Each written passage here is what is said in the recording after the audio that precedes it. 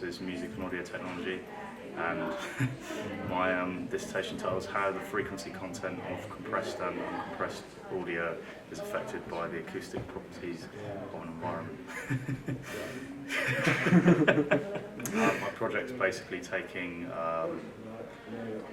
really super compressed audio files, like we used a 96 kbps MP3 and uncompressed audio, like a, say, WAV for this project, and playing them both and recording the output of that in an environment. Like we used a large environment and then used a small environment, and basically checking if there's any differences in the kind of frequency content based on, it's like how that room kind of, if it affects the audio files differently based on the compression. I mean, the literature was based around like really kind of accurate recording techniques and stuff around audio file compression and how it works and what it basically does to an audio file, I think.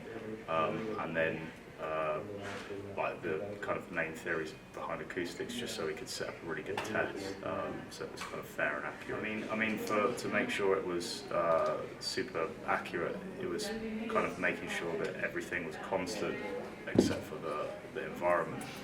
So I mean, that was it was kind of hard at first to, like, originally it was only tested one room against the two files originally. It kind of took delta files of the two files and stuff.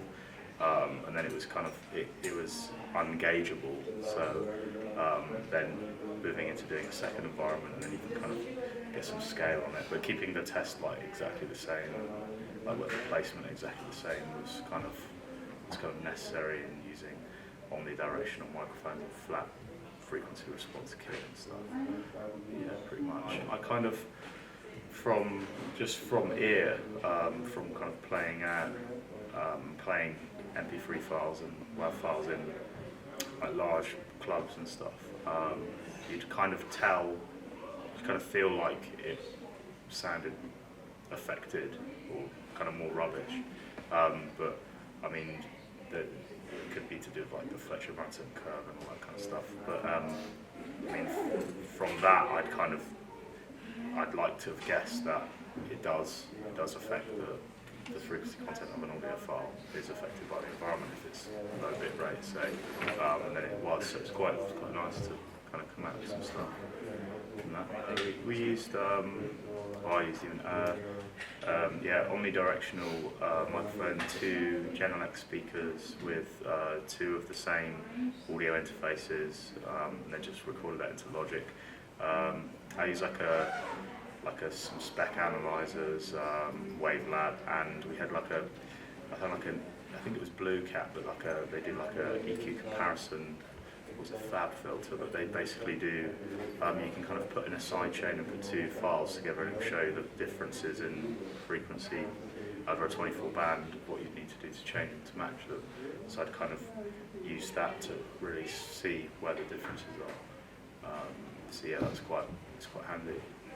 From the project, I learned that, or I'd like to think that we'd learned that the larger the room, the higher the changes to the spectrum if you're playing a low resolution MP3 file compared to, say a WAV. But then I'd like to kind of further study into maybe build materials and stuff like that, because the rooms were quite different. Like carpet in one room, loads of wood in the other.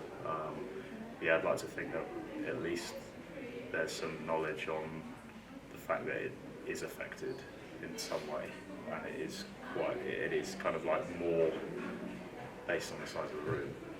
Yeah, I mean, it was good. It was a great project. I mean, I learned a lot from it. Not the project was great. Yeah, it was good to do the project. I mean, there's a lot of gaps in the sense of, I mean, I've just done, there's 2 rooms and 2 MP3 like an MP3 file and a WAV that are so like extreme kind of ends of the spectrum. So it'd be kind of good to go into maybe more audio files, and you can kind of look into more kind of compression toolkits and stuff, and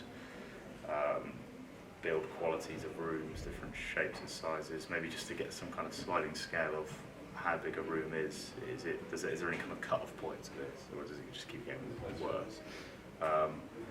Yeah, I mean, it was pretty tough to kind of make sure it was really accurate, but overall it was quite fun, quite challenging.